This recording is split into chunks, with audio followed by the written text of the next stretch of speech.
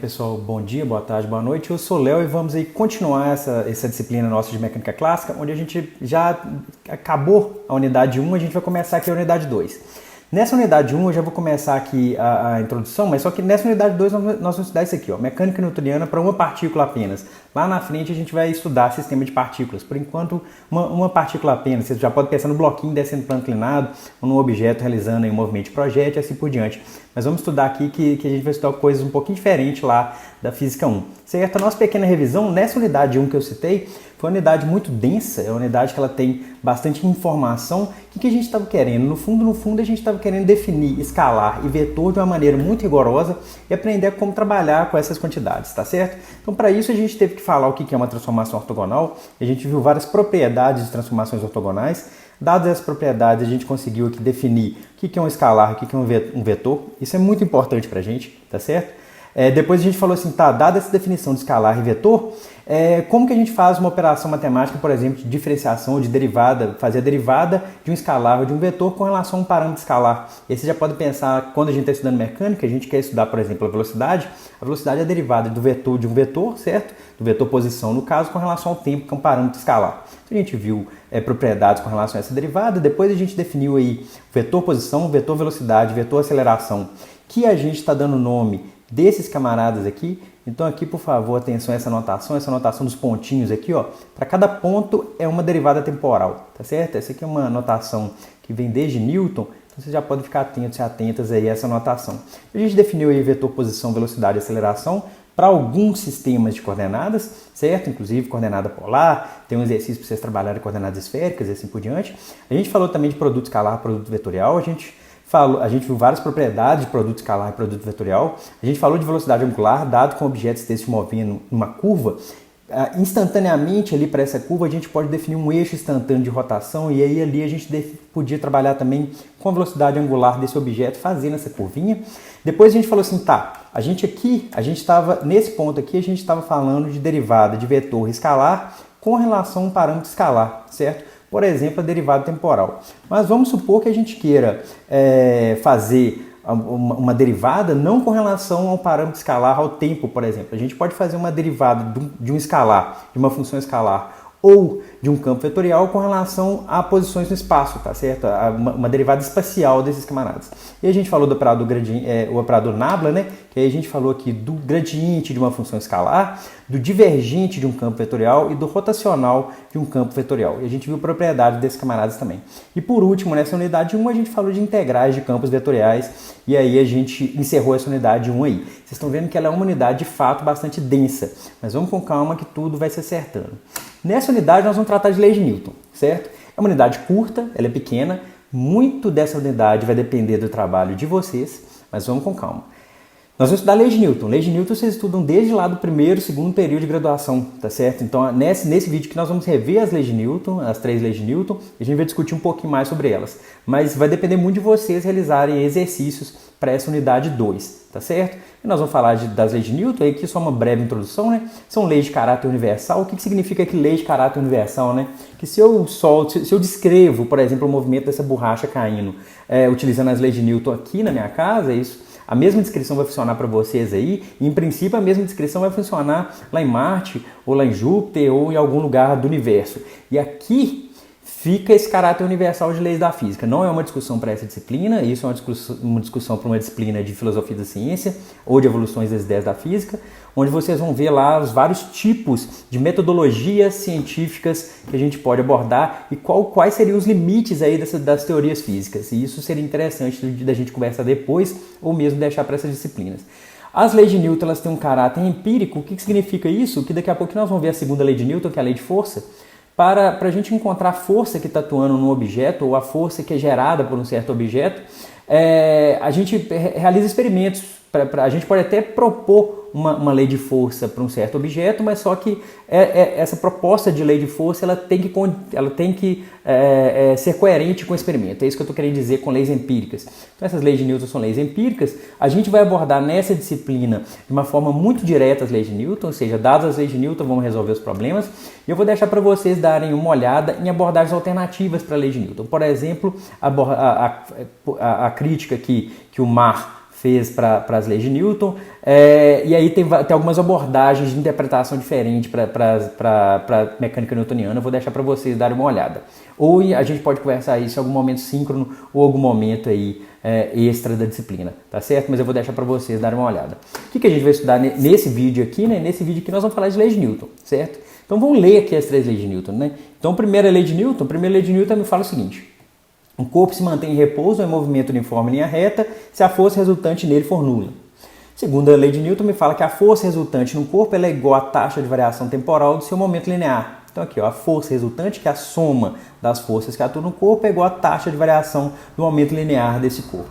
Tá certo? Terceira lei de Newton: se 2 corpos exercem forças um no outro, essas forças são iguais em módulo na mesma direção, mas de sentidos opostos. Certo? A lei da ação e reação, aí a gente tem que tomar cuidado. Tem muita gente que usa essa lei de ação e reação para fazer coisa motivacional e de coach, né? Mas tem que tomar muito cuidado com isso. Mas tá aí as 3 leis de Newton.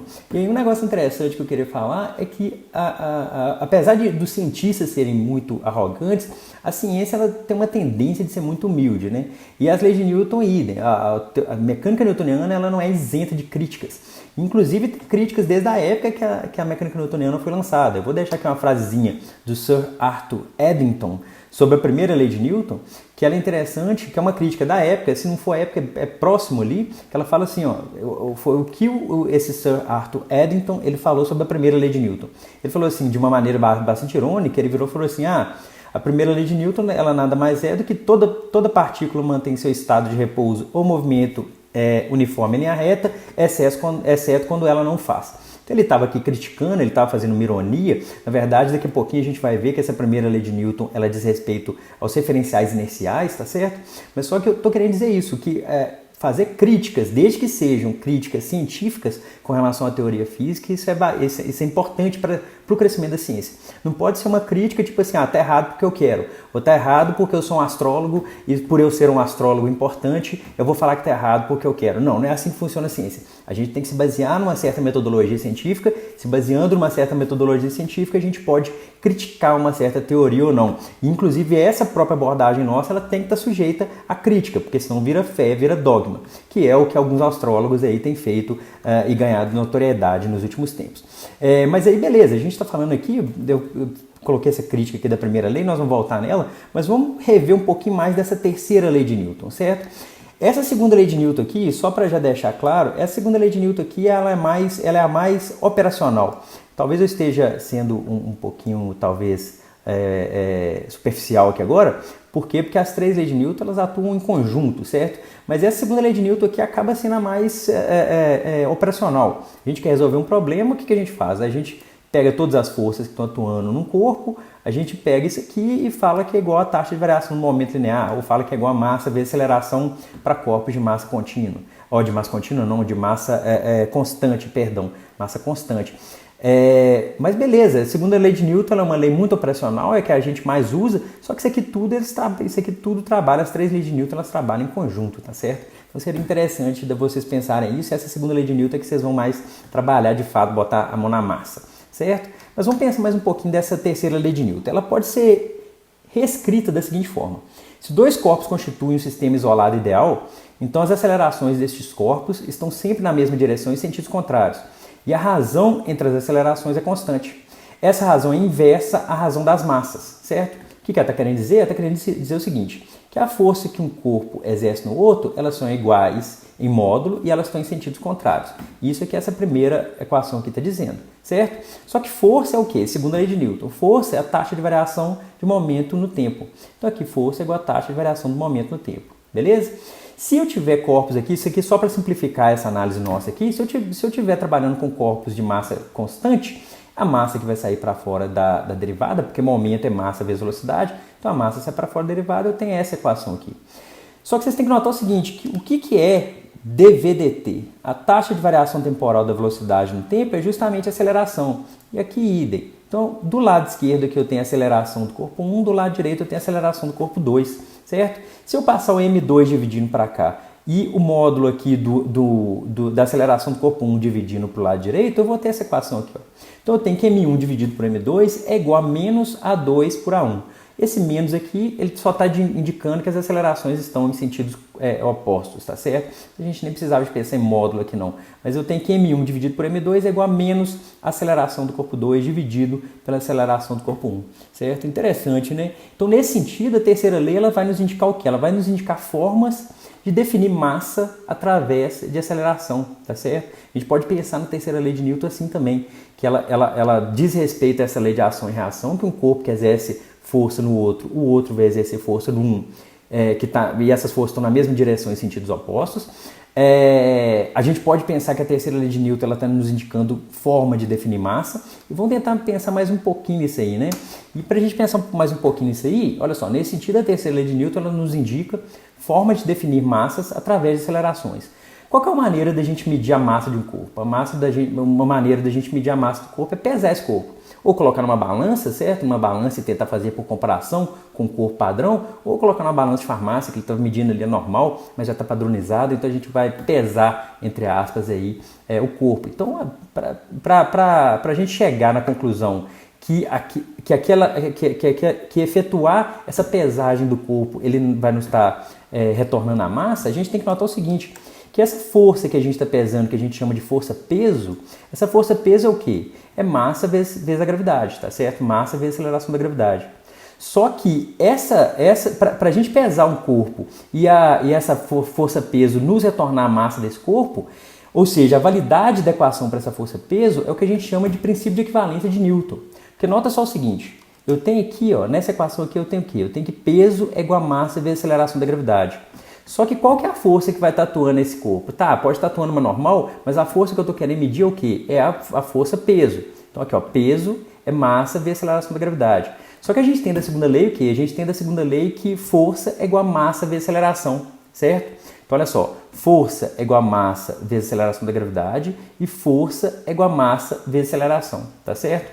Só que na segunda lei de Newton, quando eu tenho que F é igual a ma, essa massa que tem na segunda lei de Newton, que F é igual a ma, é o que a gente chama de massa inercial. Ela tem a ver com a tendência do corpo em permanecer em repouso ou em movimento uniforme, ou a resistência dele de alterar o movimento dele, tá certo? Então olha só, quando eu tenho que F é igual a ma, essa massa do ma, essa massa é algo que a gente chama de massa inercial. Quando eu tenho essa equação aqui para força-peso, eu tenho o quê? Eu tenho que essa massa ela não é a massa inercial. Essa massa aqui é o que a gente chama de massa gravitacional. Ela é a fonte da força gravitacional. Então, olha só, a validade da equação para força-peso, que é esse camarada aqui, ó, a validade da equação para força-peso, que é esse camarada, é o princípio de equivalência de Newton. O que o princípio de equivalência de Newton ele nos fala? Ele nos fala que a gente tem que a massa inercial, que é a massa que determina a aceleração dada pela ação de uma força, e a massa gravitacional, que é a fonte da força gravitacional, que são essas duas massas que eu comentei com vocês. A hipótese para esse princípio de equivalência de Newton é que a massa inercial é igual à massa gravitacional, tá certo? É uma hipótese que eu acho bastante forte, isso a gente pode discutir mais para frente, é uma hipótese que eu acho muito forte, a gente supor como hipótese que a massa inercial é igual à massa gravitacional. Esse experimento de testar se a massa inercial é igual à massa gravitacional, isso tem sido feito desde então, desde a época de... Isso aqui, na verdade, também vem desde Galileu, Newton, desde essa época, então 450 anos por aí, vem se testando se a massa inercial é igual à massa gravitacional e até então isso tem sido visto que essas duas massas são iguais, que a massa inercial é igual à massa gravitacional. Inclusive isso também entra com o princípio de equivalência de Einstein, só que tem um degrau para a gente subir, para sair do princípio de equivalência de Newton para chegar no princípio de equivalência da relatividade geral. Para a gente aqui, a gente vai poder assumir isso aqui, ó, essa hipótese, que a massa inercial é igual à massa gravitacional. E aí vocês já vão vendo que, dado que a terceira lei de Newton nos indica uma forma de definir massa através de aceleração, se a gente conseguir pesar um corpo padrão, a gente pode definir as massas a partir desse peso padrão, tá certo? Então é assim que a gente ia construindo o sistema internacional. Agora já tem outros modos aí de definir massa e as outras constantes e as outras unidades da física, tá certo? Mas isso aqui é uma discussão que eu quis fazer, que isso aqui eu acho que é um negócio interessante pra gente falar. A terceira lei de Newton também ela pode ser interpretada através da conservação do momento linear. Isso aqui a gente vai voltar no próximo vídeo, mas note só o seguinte, eu tenho aqui, ó, F1 é igual a menos F2, é a mesma coisa, só que eu troquei F1 e F2 pela segunda lei de Newton, que é a taxa de variação do momento no tempo.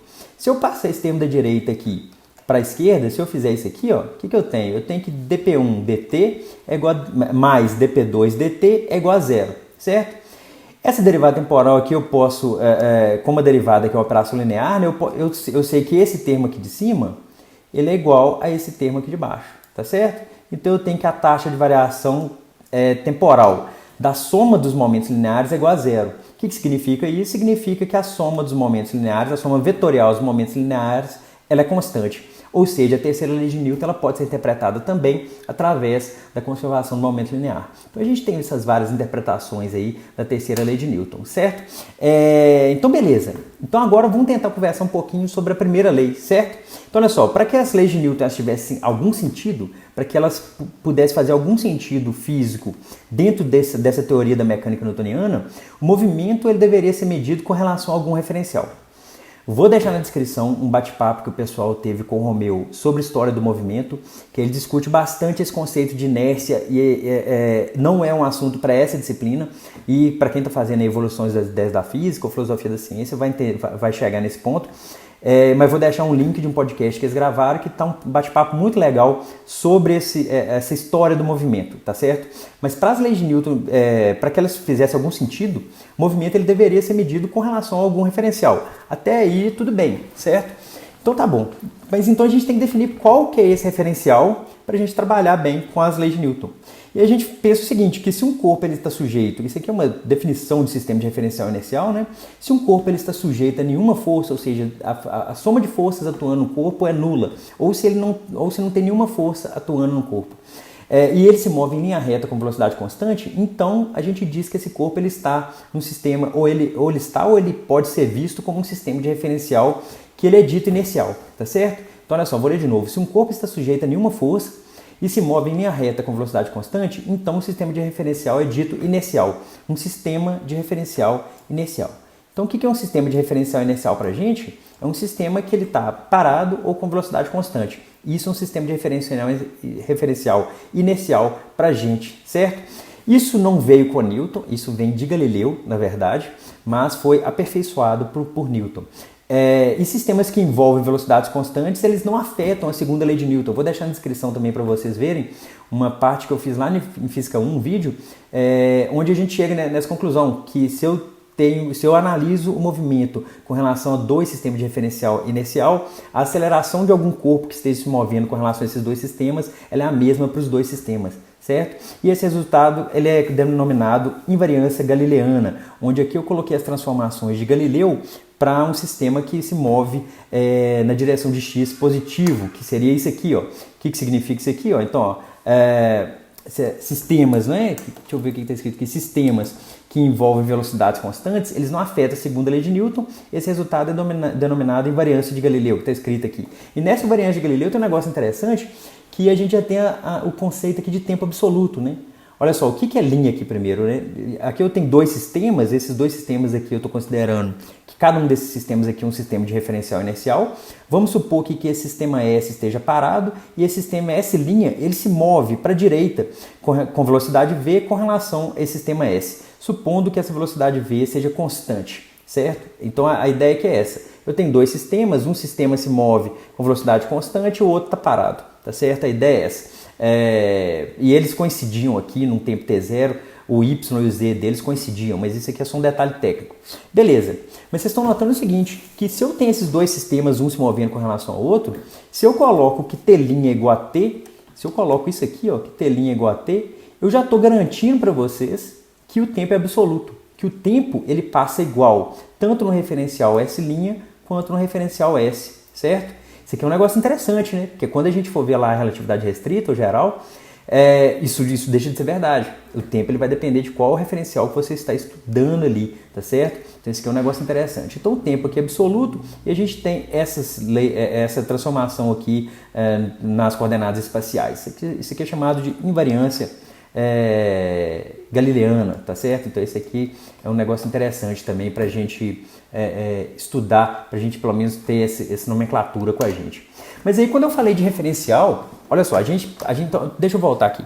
Então, para que as leis de Newton tivessem algum sentido, movimento deveria ser medido com relação a algum referencial, certo?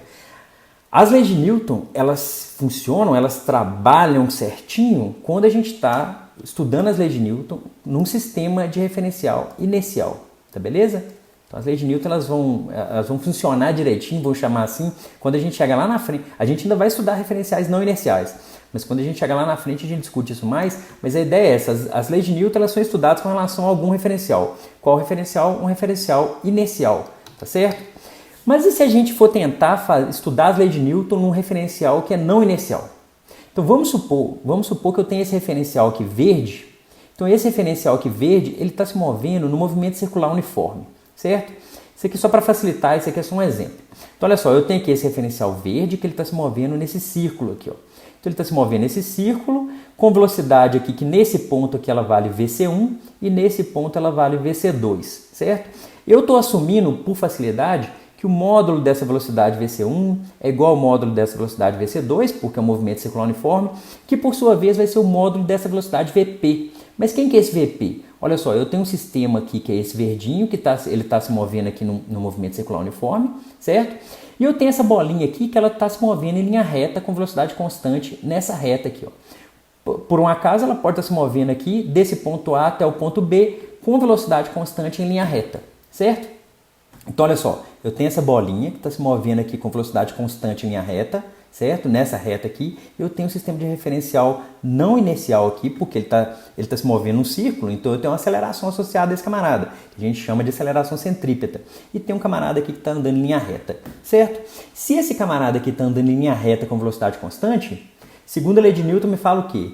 Se ele está se movendo em linha reta com velocidade constante, a primeira lei de Newton me fala que, primeiro, que a soma de forças nesse camarada tem que ser zero, certo? E isso vem da segunda lei de Newton também. Por quê? Porque se a velocidade é constante, a aceleração é nula, então a soma de força, a força resultante tem que ser zero. Então, olha só, nesse camarada aqui, a força resultante tem que ser zero. Bacana? Nesse camarada amarelo aqui. Agora, vamos tentar pensar em dois pontos aqui, ó. Vamos tentar pensar nesse referencial aqui que está rodando, no verdinho. Vamos tentar pensar nesse ponto aqui, onde eu estou com a mãozinha. Eu vou fazer, ó, deixa eu fazer um ciclo aqui de outra cor. Então aqui, ó, eu coloquei aqui um camarada aqui laranja. Então nesse ponto laranja e nesse ponto laranja aqui, certo?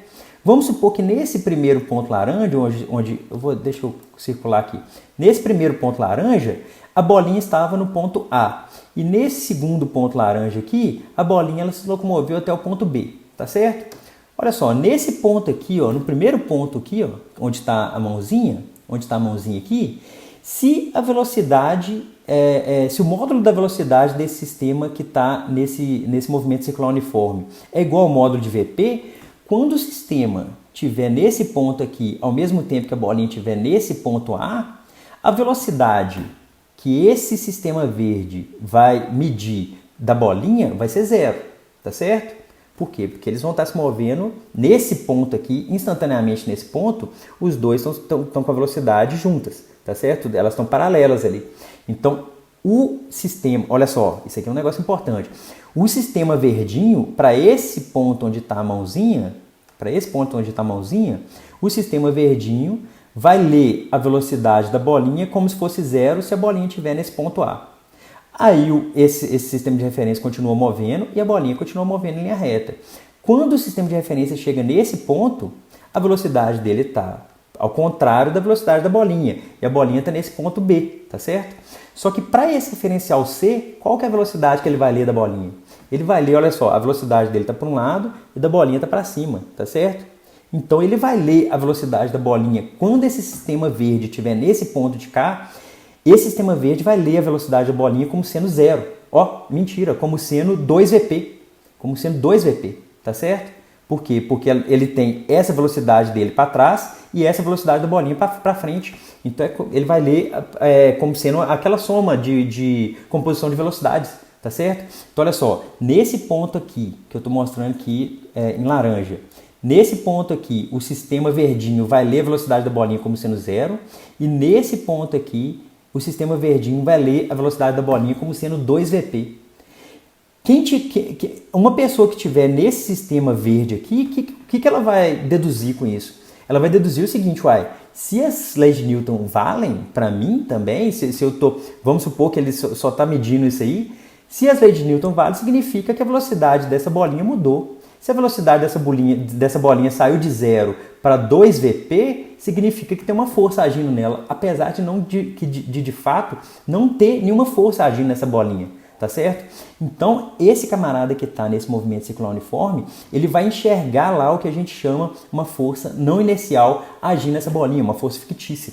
Tá certo? Então isso a gente vai estudar lá na frente, lá no final do curso, se der pra gente chegar lá. Mas isso aqui é um negócio interessante. Isso aqui é um exemplo simples para vocês perceberem o seguinte, que um sistema que ele esteja acelerado, por exemplo, esse camarada, esse sistema verdinho que está nesse movimento circular uniforme, esse camarada aqui ele não pode ser, ele não é um sistema de referencial inercial, então as leis de Newton ali, acontece de surgir alguns termos ali que são termos de inércia ou termos fictícios, que é o que a gente chama. Certo? Espero que tenha dado para entender. A gente volta nisso na aula síncrona, de repente dá para a gente discutir isso na aula síncrona, e lá no final da disciplina a gente vai voltar em sistema de referencial não inercial. Mas para esse vídeo aqui, o que eu queria que vocês refletissem? Primeiro, nas 3 leis de Newton, que a primeira lei de Newton diz respeito ao sistema de referencial inercial, a segunda lei de Newton é a lei que a gente vai mais trabalhar operacionalmente, e que a terceira lei de Newton tem todas essas interpretações dela. A gente pode pensar em conservação do momento, na lei de ação e reação, em definição de massas através de aceleração e assim por diante. Espero que tenha dado para entender. Qualquer coisa a gente conversa na aula síncrona ou no grupo. Um grande abraço, falou!